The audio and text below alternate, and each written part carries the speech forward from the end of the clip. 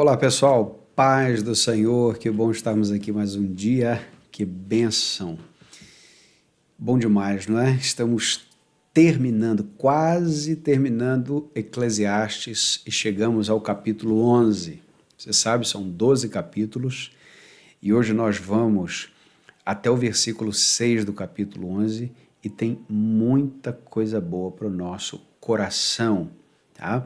Não saia daí, nós faremos certamente uma boa caminhada nesse versículo ou nesses versículos desse texto de Eclesiastes capítulo 11.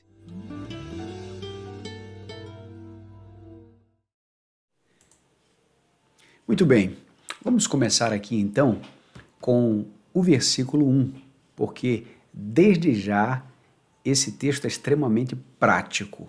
Ele já começa mostrando a gente que nós devemos, debaixo do sol, trabalhar e aguardar os resultados. Veja o que diz o versículo 1. Lança teu pão sobre as águas, porque depois de muitos dias o reencontrarás. Bom, algumas interpretações, não é, que as pessoas têm desse versículo. A primeira interpretação é a filantropia. Alguns vão dizer que Eclesiastes está dizendo aqui que nós devemos fazer o bem, porque de alguma maneira, quando nós fazemos o bem, este bem um dia vai retornar para nós. Outros vão dizer que isto aqui é o plantio. Lançar o pão sobre as águas significa lançar a semente do trigo sobre um local alagado. E muito possivelmente, tempos depois, este trigo nasceria, não é? E é claro, nós teríamos o pão simbolicamente ali lançado na semente.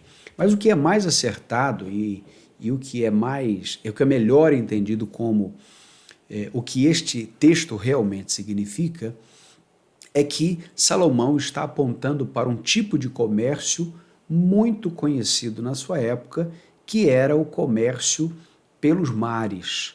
Tá? Os comércios tinham suas rotas marítimas e todo aquele que vendia e comprava colocava nos navios os seus produtos e aqueles que compravam aguardavam esses produtos chegarem. Não é? Então, a embarcação ou as embarcações saíam para a venda, não é? Para os comércios e, é claro, não se sabia o que viria de lá como resultado, mas o que se esperava era que o resultado dessas vendas pudessem chegar muito tempo depois. Essa é a razão muito possível pela qual ele está dizendo: lança o teu pão sobre as águas, porque depois de muitos dias o reencontrarás. O que ele está dizendo aqui certamente é: você precisa trabalhar, você precisa ter prudência no seu trabalho. Salomão tinha lá as suas frotas, não é, de navios, onde ele transportava ouro, prata, marfim, aves raras, não é? E ele fazia isso com diligência, e essa é uma das razões pelas quais ele trazia para si tantos resultados, porque de fato ele plantava muito trabalho. Mas ele fala também que, apesar disso, o nosso coração não deve estar somente em uma coisa. Ou seja, nós não devemos oferecer exclusividade a nada do nosso coração. Ele diz o seguinte, verso 2, reparte o que tens com 7 e até com 8, porque não sabes o mal que cairá sobre a terra. De alguma maneira, ele está dizendo aqui, olha, quando você for investir o que tem, e aqui ele fala para os investidores, não é? Você não deve fazer tudo em uma direção só. Alguns vão dizer de outra maneira isso, né? Não ponha todos os ovos debaixo da mesma galinha, não é? Numa versão popular disso, não é? Não ponha o teu coração somente em algo, porque aquilo pode ruir como um castelo de cartas, pode virar pó e você vai ficar sem rumo, sem norte, Não ponha teu coração somente no seu trabalho, somente nas oportunidades que você aguarda. Não ponha seu coração somente na política, somente nos estudos, somente nas pessoas. Tenha cuidado, não dê exclusividade no teu coração a nada que não seja o próprio Deus. A partir disso, ele vai nos convidar a que saibamos, não é? Ou a que relembremos, não é? Porque sabemos que debaixo do sol tem aquilo que é previsível e aquilo que é imprevisível. Veja o versículo 3. Quando as nuvens estão cheias de água, derramam-na sobre a terra. Quer uma árvore caia para o sul, quer para o norte, no lugar em que a árvore cair, ali ficará. Então, no primeiro cenário, é um cenário de chuva abundante. E é claro, ele está dizendo, se você vê as nuvens carregadas, e se elas estão muito carregadas, essa chuva vai cair. Isso é previsível. Mas olha só o que ele fala sobre a imprevisibilidade. Nesta chuva forte, alguma árvore vai cair. E você não sabe para que lado, se é para o norte ou se é para o sul. E o lado que ela cair, ela ficará. Ou seja, de alguma maneira, ele está mostrando que nós precisamos de alguma habilidade para lidar com aquilo que é previsível e lidar também com aquilo que é imprevisível. Não só nas questões de trabalho, mas nas questões também de relacionamento, né? Por vezes, há circunstâncias que você prevê o resultado, mas há, em alguns momentos, algumas conversas que você não sabe o resultado. Você não sabe realmente o que vai acontecer e você precisa pedir a Deus a direção para que isso não atrapalhe a sua vida. Mas, por fim, ele diz que nós precisamos considerar aqui o que depende de nós e o que não depende de nós. Ou seja, há coisas que pertencem a nós e há coisas que pertencem a Deus fazer. Veja o versículo 4. Quem observa o vento não semeará, e o que olha para as nuvens não colherá. Ele está mostrando aqui a figura de um fazendeiro que tem as suas sementes, mas que fica pensando, será que eu planto? Será que eu não planto? Vai ventar demais? Será que vai chover? Ou seja, ele está dizendo, nem tudo tem uma hora exata para fazer, e por vezes a hora exata é exatamente aquela hora que você tem algo a fazer. Ou seja, o ideal é que você faça algo ainda que o cenário não esteja tão ideal. E é claro que isso exige um pouco de sabedoria, mas ele está dizendo, não fique parado onde você está olhando o vento. Por quê? Porque quem olha o vento, ou quem olha as nuvens, não colherá, e quem olha o vento sequer vai semear. Mas veja, ele traz que os imprevisíveis pertencem a Deus. Veja aqui o verso 5.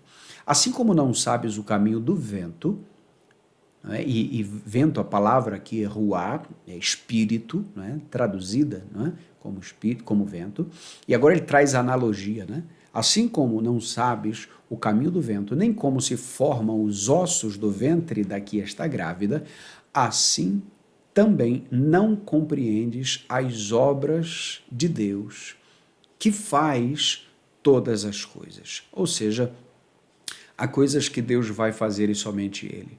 Nós não conhecemos todos os processos, nós não sabemos o que virá, nós não sabemos o que vai acontecer amanhã. Mas veja, ele está dizendo que Deus conhece todas as coisas. Portanto, o que você tem que fazer? Finalmente ele diz, planta a tua semente pela manhã e não detenhas a tua mão à tarde, pois não sabes qual das duas crescerá, se esta ou aquela, ou se as duas serão igualmente boas. Por fim ele diz, há questões que são imprevisíveis, é verdade. Há questões que somente Deus sabe.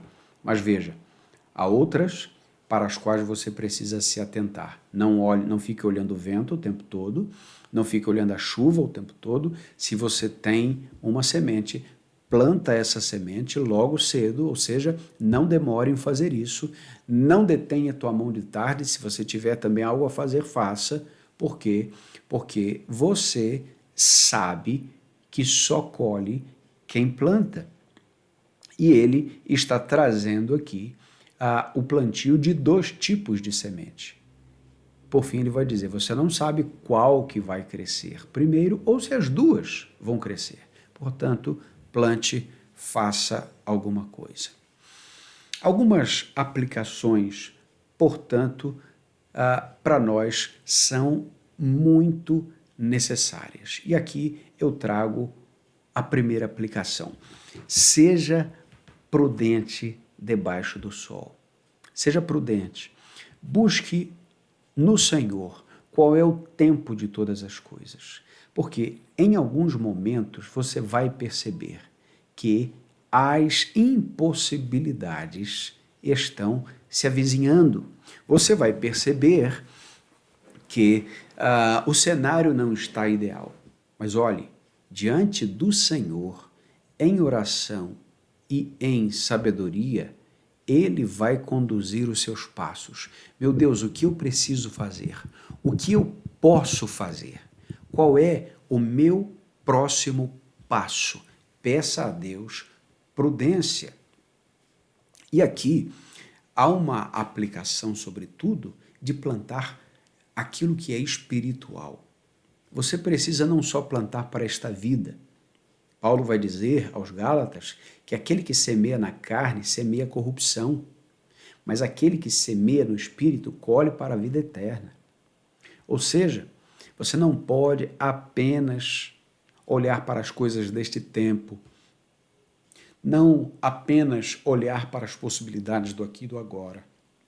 Você precisa, de fato, colocar os seus olhos nas coisas que são espirituais, plantar nas coisas eternas.